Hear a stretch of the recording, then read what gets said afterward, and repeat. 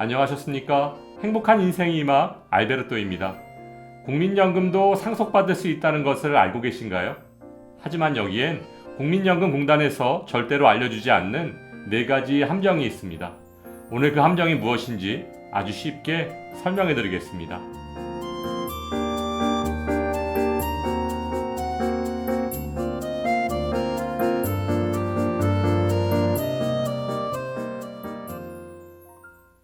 본격적인 설명에 앞서 상속 가능한 국민연금인 유족연금이 무엇인지부터 설명드리면, 국민연금 가입자가 받을 수 있는 연금은 크게 3가지로 나눌 수 있습니다. 국민연금을 10년 이상 납입하면 받을 수 있는 노령연금, 국민연금 가입자가 장애를 입으면 받을 수 있는 장애연금, 국민연금 가입자가 사망했을 경우 유족이 받을 수 있는 유족연금. 따라서 어르신들께서 굉장히 헷갈려 하시는 노령연금은 국민연금과 같은 말이고, 만 65세가 되면 신청하실 수 있는 기초연금과 노령연금은 전혀 다른 말입니다. 그럼 지금부터 유족연금의 4가지 숨겨진 함정에 대해 말씀드리겠습니다. 유족연금의 숨겨진 함정 첫 번째는, 국민연금공단에서는 노령연금, 장애연금, 유족연금 이 3가지 연금을 절대로 중복 지급하지 않습니다.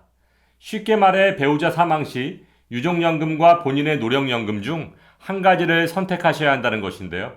예를 들어 노령연금을 남편 200만원, 아내 80만원을 받으시다가 남편이 사망했다면 아내분께서는 다음 2가지 중 딱 한 가지만을 선택하셔야 합니다. 선택 1. 남편의 유족연금을 포기한다. 남편의 유족연금은 200만원의 60%에 해당하는 120만원이고, 아내의 노령연금은 80만원인데 남편의 유족연금을 포기하시면 그래도 남편 유족연금의 30%에 해당하는 36만원을 추가로 받으실 수 있습니다. 그러면 총 116만원이 되겠죠.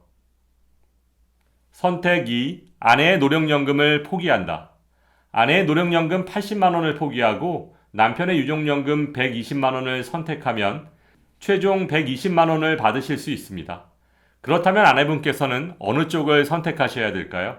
당연히 본인의 노령연금 80만원을 포기하시고 남편의 유족연금 120만원 쪽을 선택하셔야겠죠. 따라서 그동안 열심히 납부했던 아내의 노령연금은 제대로 받아보지도 못하고 그대로 소멸될 수 있다는 것입니다. 너무 불합리하지 않나요? 유족연금의 숨겨진 함정 두 번째는 유족 범위의 제한입니다.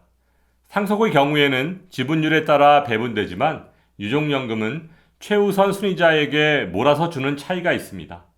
유족연금 순위를 설명드리면 1순위 배우자, 2순위 25세 미만 자녀, 3순위 60세 이상 부모, 4순위 19세 미만 손자녀, 5위 60세 이상 조부모 순입니다. 따라서 유족연금은 1순위인 배우자에게 지급하는 경우가 가장 많을 텐데요. 만일 국민연금 가입자가 60대에 사망했는데 배우자가 없다면 어떻게 될까요? 물론 다음 순위가 유족연금을 받으면 되겠지만 2순위인 사망한 60대 가입자의 자녀의 나이는 25세가 넘었지만 미혼일 가능성이 높고, 3순위인 부모는 생존해 계실 가능성이 희박합니다. 그러니 조부모는 말할 것도 없겠죠. 따라서 배우자가 없다면 유족연금을 받기가 그리 쉽지만은 않은 상황인 것입니다. 개인연금의 경우는 가입자가 사망 시 남은 연금을 지정한 누구에게나 지급이 가능한 것과 비교한다면 좀 불합리해 보이는 것이 사실입니다. 그래도 유족연금을 받을 수 있는 대상이 없어서 유족연금 지급이 안 된다면 장례비 정도의 사망일시금을 친척 등에게 지급하고 있습니다. 여기서 사망일시금은 기준 소득 월액의 4배 이내로 제한하고 있으므로 약 1,000만원 정도까지는 받으실 수 있습니다. 유족연금의 숨겨진 함정 세 번째는, 유족연금은 재혼하면 소멸됩니다. 만일 노령연금 100만원을 받던 남편의 사망으로 인해 유족연금 60만원을 받던 아내가 재혼한다면 그동안 받아왔던 유족연금은 소멸되는데요. 여기서 중요한 것은 중단과 소멸의 차이입니다.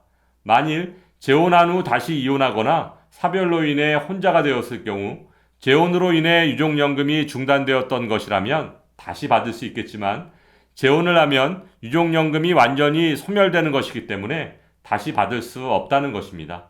따라서 배우자와 사별 후 유족연금을 받으시다가 재혼을 하시는 경우 유의하시기 바랍니다. 유족연금이 숨겨진 함정 마지막 네 번째는 직영연금과의 차별입니다. 먼저 국민연금의 유족연금은 가입기간에 따라 40에서 60%까지 차등 지급하고 있지만 직영연금, 즉 공무원연금, 군인연금, 사학연금, 별정우체국연금의 유족연금은 무조건 60%를 지급하고 있습니다. 하지만 국민연금과 직영연금의 차별은 여기서 그치지 않습니다.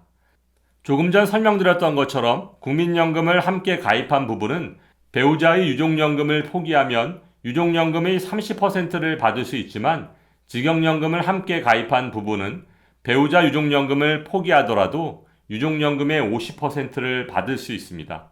이렇게 20%나 차이가 나게 되는 거죠.